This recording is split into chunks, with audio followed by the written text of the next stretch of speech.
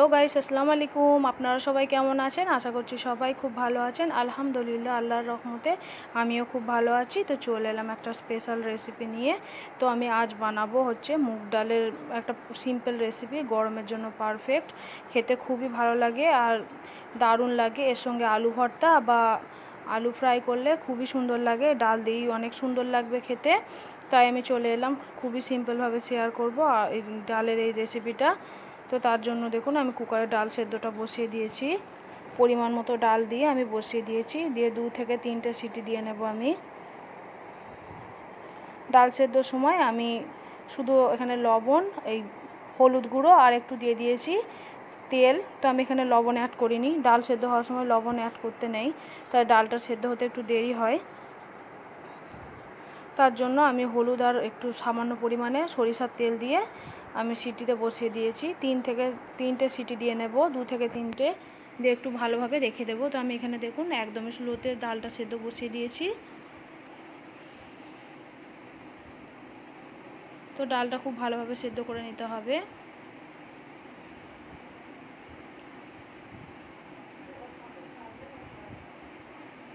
তো একদম স্লোতে রাখতে হবে, গ্যাসের ফ্লেমটা খুব বেশি হাইতে রাখা চলবে না।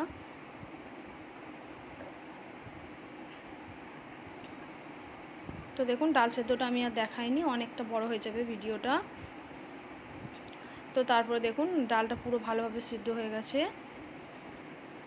আমি অল্প এখানে একটু হলুদ আর তেল দিয়েছি, আপনাদের আগেও বলেছি আমি, সরিষার তেল। তো ডালটা খুব ভালোভাবে ঘুটে নিচ্ছি আমি। দেখুন আমি এখানে বড় বাটির 1 বাটি মতো ডাল আমি অনেকক্ষণ ভিজিয়ে রেখেছিলাম, 8 থেকে 10 মিনিট মতো। তারপর এখানে ফোড়নের জন্য একটা কড়া বসিয়ে দিচ্ছি। তো আমি ডালটা খুব ভালোভাবে একটু ডাল ঘুটনির সাহায্যে একটু ভালোভাবে ঘুটে নিয়েছি। তারপর এখানে 2টো শুকনো লঙ্কা আমি ছোট ছোট করে টুকরো করে নিয়েছি, 2টো তেজপাতা দিয়ে দিচ্ছি এখানে 2 টুকরো করে, একটা বড় সাইজের। আর দিয়ে দিচ্ছি একটা বড় সাইজের পেঁয়াজ, একদম সরু সরু করে কুচি করে নিয়েছি আমি। তো পেঁয়াজটাও এর মধ্যে দিয়ে দিচ্ছি, একটু লাল করে ভেজে নেব।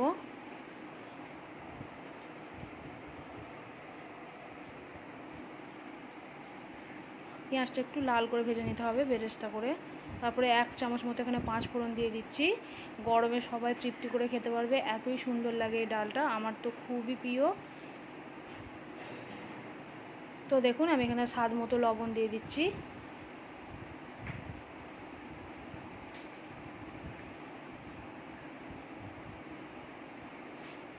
স্বাদ মতো লবণ দিয়ে পেঁয়াজটাকে সুন্দর করে ভেজে নিচ্ছি আমি।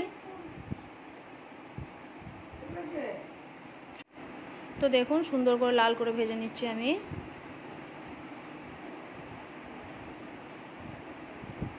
তো দেখুন কালারটা মাশাআল্লাহ অনেক সুন্দর হয়ে গেছে পেঁয়াজের।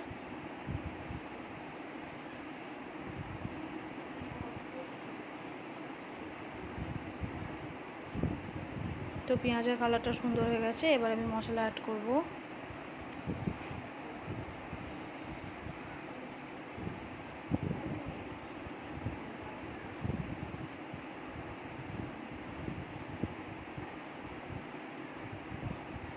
তো পেঁয়াজটা একটু বেরেস্তা করে ভেজে নিচ্ছি, এতে ডালের টেস্টটা দারুণ আসবে। তো দেখুন আমি এখানে দিয়ে দিচ্ছি ধনিয়া গুঁড়ো 1 চামচ, লবণটা আগেই দিয়ে দিয়েছি। তারপর দিয়ে দিচ্ছি হলুদ গুঁড়ো, তারপর দিয়ে দিচ্ছি জিরে গুঁড়ো, আমি কিন্তু 1 চামচ পরিমাণে দিয়ে দিচ্ছি।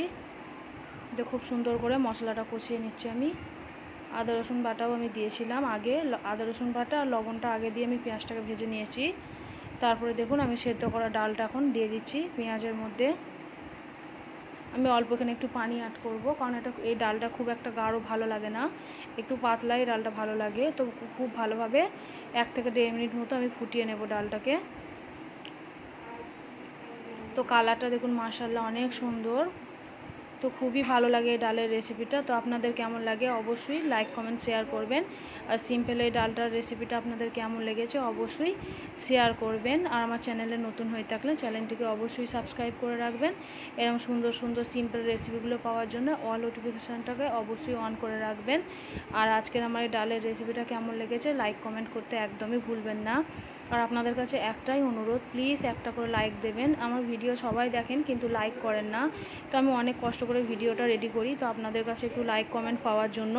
তো অবশ্যই লাইক কমেন্ট শেয়ার করবেন, আর কেমন লেগেছে ওটা কমেন্টের মাধ্যমে জানাবেন। ততক্ষণের জন্য সুস্থ থাকবেন, ভালো থাকবেন, আর অবশ্যই শেয়ার করে দেবেন আপনাদের আপনজনের মধ্যে যদি রেসিপিগুলো ভালো লেগে থাকে। তো অনেক সুন্দর লাগে এই ডালটা, অবশ্যই একবার বানিয়ে দেখবেন অজানা হয়ে থাকলে। তো ততক্ষণের জন্য সুস্থ থাকবেন, ভালো থাকবেন। আল্লাহ হাফেজ। ফিরে আসছি আবার নেক্সট কোনো রেসিপি নিয়ে, ততক্ষণের জন্য সাথে থাকবেন, আর অবশ্যই কমেন্ট করবেন, লাইক করবেন, শেয়ার করবেন।